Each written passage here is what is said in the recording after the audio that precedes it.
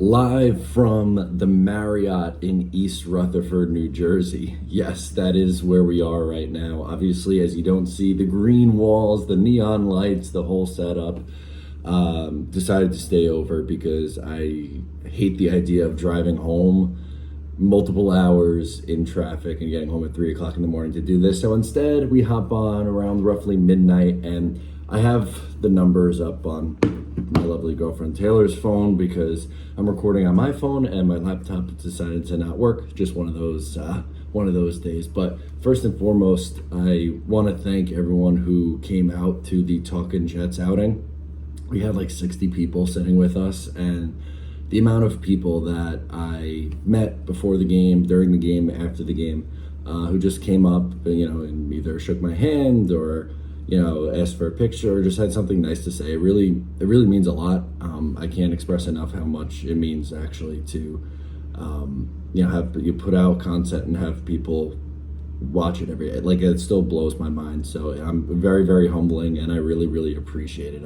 I hope you guys know how much all that means to me. So let's get into this game because it was an ugly one. It's not going to be my typical post-game breakdown where I go like drive by drive because I'm not sitting up there in the upper deck typing up notes, although like I probably should have, because I don't know why this always happens. You could ask Green Bean, because I've sat with him every game I've went to for the last 3 times, and I've lost all 3 times, but I feel like I always get sat in a row behind the most obnoxious, insufferable human being on planet Earth.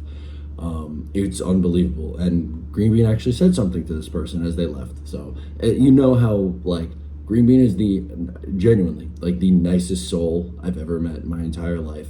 And if you have done something to upset Green Bean to the point where he is going to say something to you and say that you were being an asshole during the game, then you obviously were doing something very, very wrong. But the Jets right now, and it's been the story all year, but they are not good enough on offense.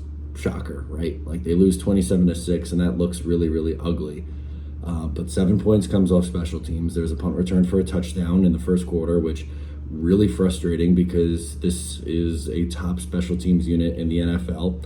Morstead and Zerloin are phenomenal. They are absolutely fantastic, and for whatever reason, just the coverage wasn't great on it. But the defense, if you're able to hold Justin Herbert to 16 of 30 for 136 yards, 4.5 yards per attempt, no touchdowns, no picks, sack him 5 times, a 65.4 rating.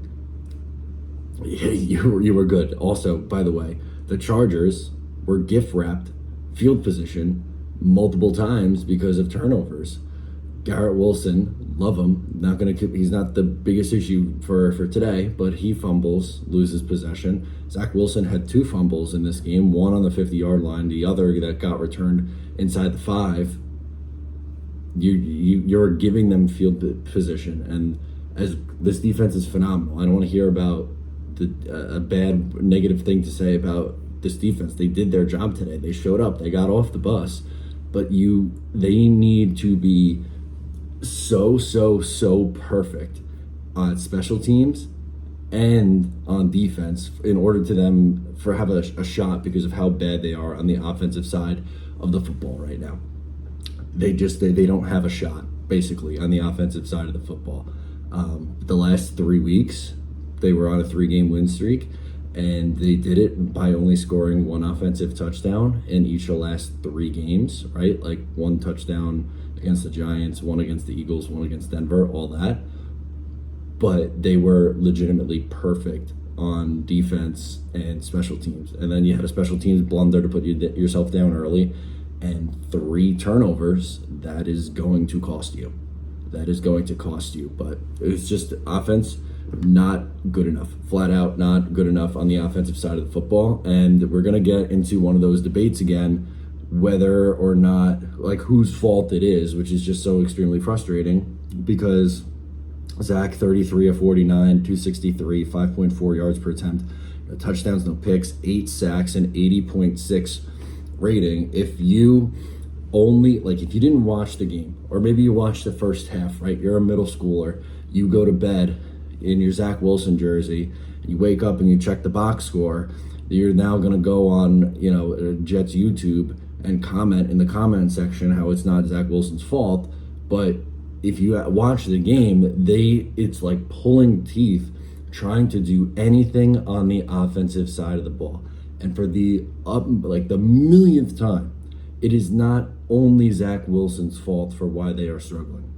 The play calling, I don't think, has been great, but they tried to do some different things. They threw the ball more. They let Zach Wilson rip, right? Threw it 49 times. They threw it more on first down. They went up tempo. Like, they're taking some of the things that Jet fans wanted Nathaniel Hackett to do, and they still can't move the ball. And there are costly penalties and costly drops. Oh my God, Allen Lazard was so bad tonight. Allen Lazard, okay, I maybe take it back. It was a little bit hard on Zach Wilson. Allen Lazard might have been the worst player on the field tonight, which is really saying something. It was a really just piss poor effort on offense. And again, you could point to any of the phases, the turnovers, play calling, the 8 sacks. Like, that looks bad on paper, obviously, right? And I don't think the offensive line was stellar, but something we also have to realize here is that quarterbacks can take sacks that are their fault. It's not always the offensive line's fault. When you hold on to the football for an eternity and you drop back 1,000 yards, we went back to 2022. It felt like, at least to me personally, it felt like we were back in 2022 watching Zach Wilson drop back and scramble behind the line of scrimmage and run around, trying to do something instead of just stepping up in the pocket, stepping up and running. There was the play on third down where he backhand shuffle pass to Michael Carter where he could have just tucked it and run for an easy first down. And again, they are just so painful on the offensive side of the football. And I understand, if you're on the Zach Wilson's fault side, you're not going to be swayed. If you're on the Nathaniel Hackett's fault side, you're not going to be swayed. So I'm done trying to convince anybody otherwise. Believe whatever you want to believe, but the moral of the story is that they are not good enough on the offensive side of the ball. Again, blame whoever you want to blame.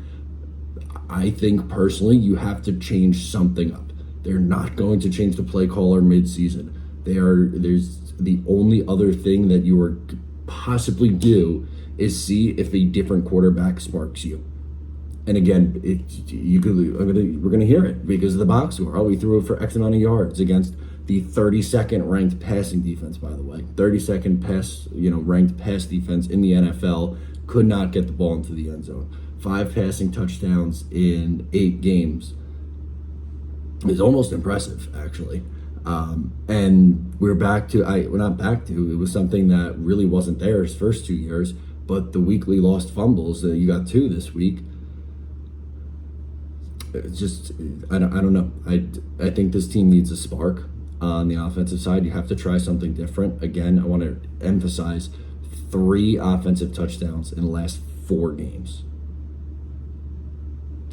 There's nothing more to say than that. That's why they lost. That's why they lost. And turnovers is why they lost. Giving up a special teams touchdown, they can't come back from that. They can't come back from a special teams mistake. They can't come back from a defense mistake because of just how bad the offense is. Let me know your thoughts down below in the comments. Thank you for tuning in. I'm Matt O'Leary. I'll catch you next time.